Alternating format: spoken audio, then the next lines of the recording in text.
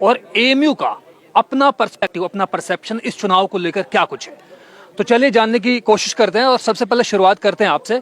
आपका नाम क्या है ये जानने की कोशिश करेंगे। मेरा नाम मोहम्मद आरिफ खान है। मैं अलीगढ़ मुस्लिम यूनिवर्सिटी का स्टूडेंट हूँ। जी, दूसरे चरण की शुरुआत हो गई है और 2 दिन बाद इलेक्शन है। 26 तारीख को दूसरे चरण की शुरुआत हो जाएगी एक तरह से। तो क्या कुछ कहेंगे, कौन जीत रहा है, कौन हार रहा है, क्या कुछ मुद्दे हैं इस बार चुनाव के। देखिए, जीत हार का फैसला तो मेहनत ही डिपेंड करेगी। जिसने जितनी मेहनत करी है उसका नतीजा उतना ही मिलेगा उसे। और रही सरकार बनने वाली बात, ना बनने वाली बात, मैंने देखा है जैसे कि अब तक 2024 के लिए सब लोगों ने अपना पक्ष रखा है और अपनी तरह से जो मेहनत कर सकते थे उतनी मेहनत करी है। ख़ासतौर से विपक्ष की मैं बात करूं तो, क्योंकि विपक्ष की जो पैदल यात्रा, न्याय यात्रा और तमाम तरह की यात्रा निकली, चाहे ईस्ट की बात करूं, नॉर्थ की बात करूं या वेस्ट की बात करूं, हर तरफ मतलब जो पैदल मार्च उन्होंने निकाला और पैदल यात्रा निकाली उन्होंने, और उसके साथ साथ न्याय यात्रा उन्होंने निकाली। तो मैं समझ सकता हूँ कहीं ना कहीं पब्लिक तरफ रुझान तो है, लेकिन हम डिपेंड होता है कैंडिडेट के ऊपर। अब कैंडिडेट जिस क्षेत्र से जैसा है, कैसा डिपेंड करता है उसके ऊपर। जैसा अलीगढ़ की मैं बात करूं तो अलीगढ़ में 3 कैंडिडेट हैं। एक विजेंद्र सिंह हैं और एक सतीश गौतम साहब हैं और एक बंटी उपाध्याय साहब हैं। तो ये तीनों कैंडिडेट अपने आप में सक्षम है इलेक्शन लड़ने के लिए, ऐसी बात नहीं है। लेकिन कोई गंदी राजनीति करता है, कोई अच्छी राजनीति करता है, कोई ज़मीनी राजनीति करता है, फ़र्क इतना रहता है सिर्फ। क्या आपको ये लगता है कि एनडीए का जो नारा है 400 पार का, कि इस बार 400 से ज्यादा सीटें उनके खाते में आ जाएंगी, क्या आपको लगता है कि 400 पार कर पाएगा एनडीए देश भर में।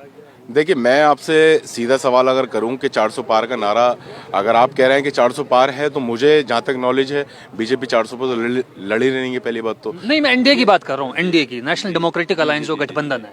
गठबंधन की मैं बात कर रहा हूं तो गठबंधन मैं आपको बता दूं कि 400 पार का जो नारा है, 400 खैर सीट तो मुमकिन नहीं नज़र आ रही अब तक, लेकिन ये है कि अगर कोशिश इनकी इस तरह से ही रही, मेहनत इस तरह से रही, तो रिजल्ट में फ़र्क ज़रूर पड़ेगा। नंबरिंग की बात मैं नहीं करूंगा क्योंकि नंबरिंग की बात करना गलत हो जाए। और अगर मुद्दों की बात करूं तो मुद्दों की बात होनी चाहिए मणिपुर का, जिस तरह से हाल इन्होंने किया था।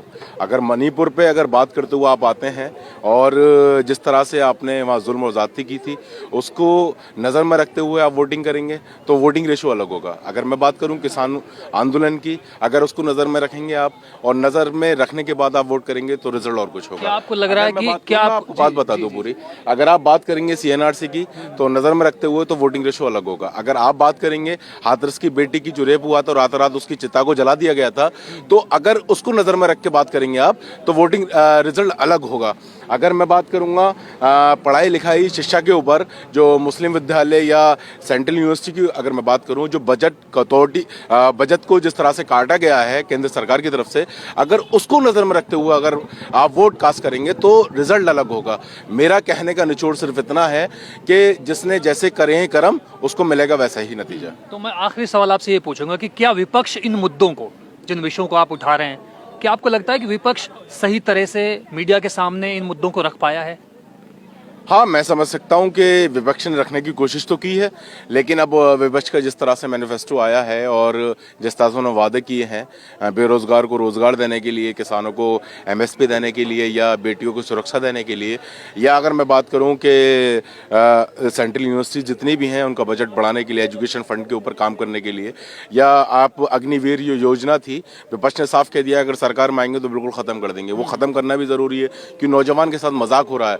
कोई सरकारी नौकरी इस तरह से नहीं, और देश की खिदमत तो इंसान ज़िंदगी भर करता है, कोई साल 6 महीने की खिदमत में मज़ा कहाँ है। और शहीद तो वही कहलाता है जो बॉर्डर पर गोली खा के मर जाए। जी, शुक्रिया। जी, आपसे भी जानना चाहूँगा कि आपका परसेप्शन